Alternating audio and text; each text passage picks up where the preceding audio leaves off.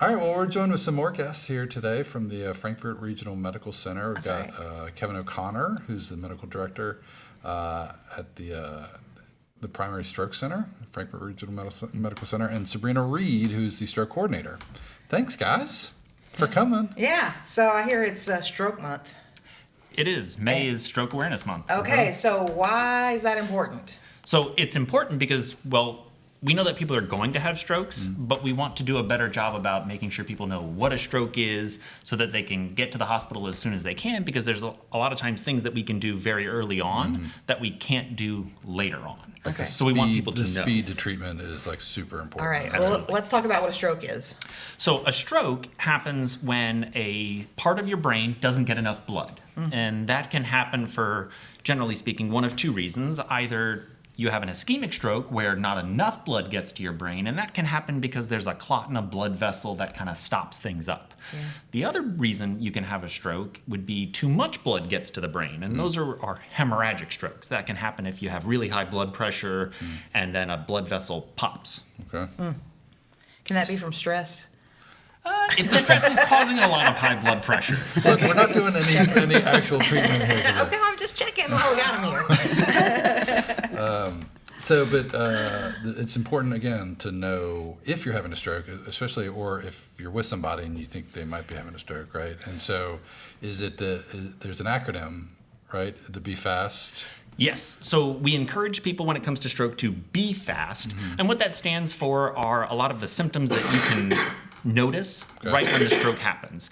So you want to look for sudden changes in balance, sudden changes in your eyes. Either your eyes are looking in funny directions or you lose vision. F is your face. So if you have a droop in your face. A is your arms and legs, if you have sudden weakness or sudden loss of sensation in your arms and legs.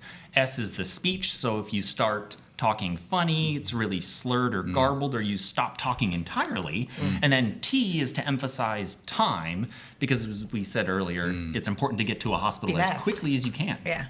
And so you wouldn't necessarily see all of these things, right? That's correct. You won't necessarily see all of them, but if you see any one of them, we want people to call 911 and get to the hospital. Okay. So who's at highest risk of stroke? So unfortunately, a lot of people are at risk. Pretty much anyone can have it, including children, although it is very rare in children.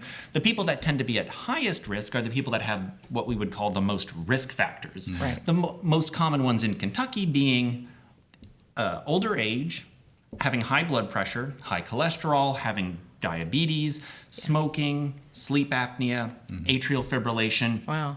And unfortunately, some people have all of those. Right. So the more of those you have... Because they each lend to each other. Yeah.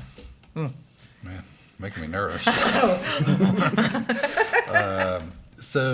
And I would assume if you've had a stroke before, are you more or not really?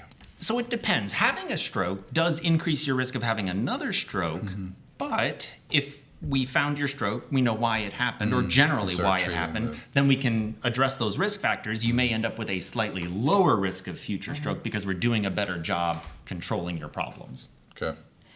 So let's say I think I'm having a stroke. What do I do? I feel like I've seen you with some of these symptoms before.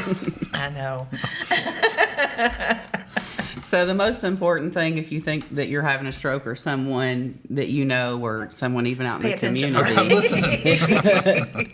is to call 911. Like you said, it's important that you get to the hospital quickly, because some of those treatments, like the clot busting medicine that we give you, is very time sensitive. So we want to get you there quickly. The MS personnel, the ambulance people, they're specifically trained to evaluate you. And they also pre-notify us so that we know that you're arriving, so we can prepare for your arrival. Be ready. Okay. Okay. Anything that can be done, while you're waiting for the ambulance to come, and I mean, really just need to get you to the hospital. Yeah, and then really kind of think about when the symptoms started, because one of the things we do ask is when what we say was your last known normal time. So that's a little different than when you discovered the symptoms. Right. Somebody might have been normal when they went to bed at 9 p.m. and woke up with symptoms. So it's important to know when they were normal last, so we can have an appropriate time frame of when we can give the medications or other treatment options. Okay. So if I think maybe I'm at risk because of, the risk factors, what do I need to be doing now to prevent stroke?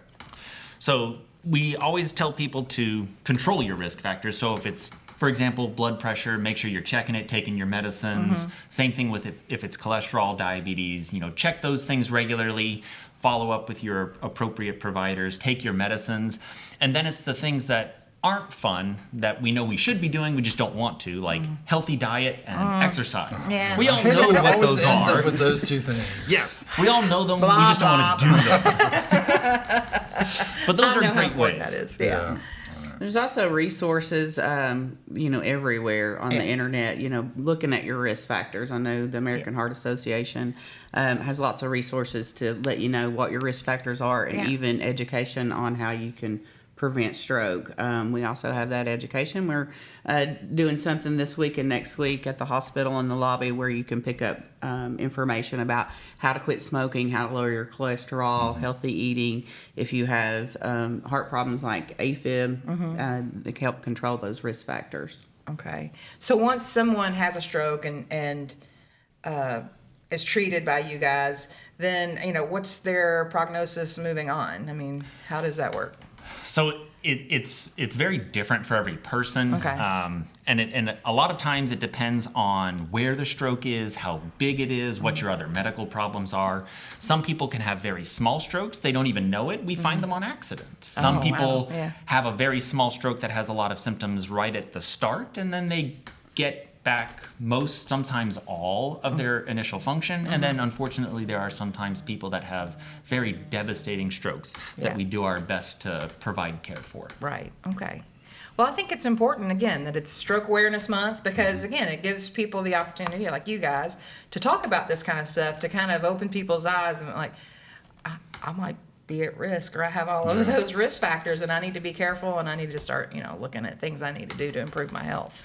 Yeah, and because stroke is so significant, particularly in Kentucky, unfortunately, Kentucky is right at the top of what we consider to be the stroke belt, which is kind of the southeastern United States. So the rate of stroke is fairly high in Kentucky, and there's a lot of disability and, unfortunately, mortality associated with stroke. So we really want people to be aware of it. Yeah. And having Frankfort Regional Medical Center, which again is a primary stroke center nearby, we can offer a lot of the timely treatments, and we have a strong partnership with the University of Kentucky. So some of the things that we can't do at Frankfort, we partner get 'em, closely and we get you out to UK. Okay. Yeah. But again, getting the treatment as quickly as possible. So Be important, fast. Right? That's right. All right. Anything else that y'all want to make sure that we touch on Well, yeah. regarding strokes? I think we hit the highlight. Okay. And Everybody it's time for be question of the healthy. day. Yeah. That's what I was getting to. I'm curious to know what kind of instrument you'd like to I play. can't wait to hear. Do you have an instrument that you want to learn? Do you know any instruments now? I actually used to play the trombone. Nice. So it was Okay. nice to hear somebody else that had played Yeah. the trombone. Yeah. It doesn't seem to be all that popular. Right. I don't know why. It's fun. I love the trombone. Yeah. It I sounds think great. it's great. He comes from New Orleans, and there's a Yeah, lot of I love the good horns trombones, yeah. there, that jazz music. So, anything you want to add to the repertoire if you're going to learn a new one? Maybe the flugelhorn. Oh, wow. So, yeah, going a for very it. niche pick there. Just but, going for it. You know, if Chuck Mangione can do it, I can do There it. you go. Okay.